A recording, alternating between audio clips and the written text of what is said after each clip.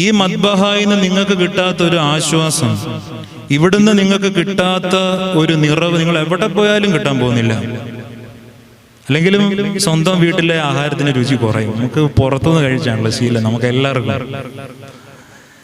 നമുക്ക് പിന്നെ ഇന്ന് പെരുന്നാളുകളുണ്ട് ഇല്ലേ? നമ്മുടെ തന്നെ ഭദ്രാസനത്തിൽ ഒരു പള്ളിയിൽ പെരുന്നാൾ നടത്തി 2 ദിവസത്തേക്ക് ബാൻഡുമേളക്കാരെ വിളിച്ചപ്പോൾ 3 ലക്ഷത്തോളമായി ഏകദേശം. ചാലക്കുടിയിൽ നിന്ന് 2 ദിവസത്തേക്ക് വന്നതാണ്.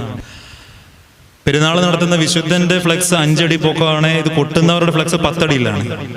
ഒന്നി ഇവരെ കണ്ടുവരണം, അല്ല ഭാവയെ കണ്ടുവരണം. എങ്ങനെയാലും ആള് വന്നാൽ മതി. നമുക്ക് കൊടി ഉയർത്തുമ്പോൾ നമുക്ക് ബലൂൺ ഉയർത്താം, 2 സെറ്റ് ചിങ്കാരിമേളം, 10 ലക്ഷത്തിന്റെ വെടിക്കെട്ട്. ഇപ്പൊ നോട്ടീസ് വെടിക്കെട്ടൊന്നും എഴുതത്തില്ല. നമ്മൾ വളരെ എന്താ പറയണ്ടേ, പെർഫ്യൂംഡ് വാക്കാണ് ആകാശ ദീപക്കാഴ്ച.